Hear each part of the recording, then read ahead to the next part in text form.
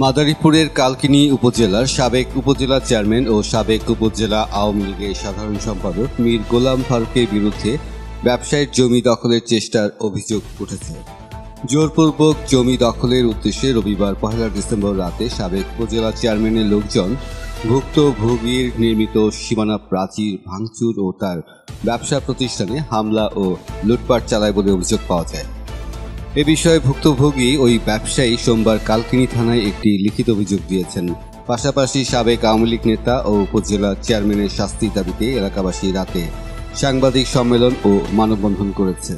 রবিবার রাতে সাবেক চেয়ারম্যানের নেতৃত্বে প্রায় 40 থেকে 50 জন ওই ভুক্তভোগীর নির্মিত সীমানা প্রাচীর ভেঙে ফেলে। এ সময় তারা মহিউদ্দিনের ফলের আড়তে হামলা চালিয়ে কর্মচারীদের 3টি মোবাইল ও আলমারি ভেঙে নগদ 5 লক্ষ টাকা লুট করে নিয়ে যায়।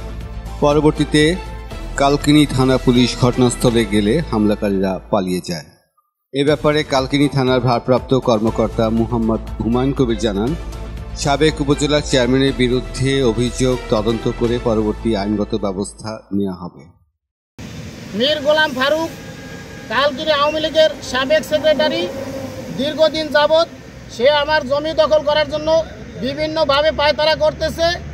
গতকালকে রাত্রে তার সশস্ত্র সন্ত্রাসী বাহিনী নিয়ে আমার পিছনের একটা বাউন্ডারি ওয়াল ছিল, সেই ওয়ালটা ভাঙে ফেলায় এবং আমার ঘরের ভিতরে একটা স্টিলের আলমারি ছিল, সেই আলমারিটা ভাঙে আলমারির ভিতরে 5 লক্ষ টাকা ছিল। সেই 5 লক্ষ টাকা তার সশস্ত্র সন্ত্রাসী বাহিনীরা নিয়ে যায়। আমার ওইখানে 3 জন লোক ঘুমানো ছিল, 3 জন লোকের 3টা মোবাইল ছিল, দাও ধরে তাদের মোবাইলগুলো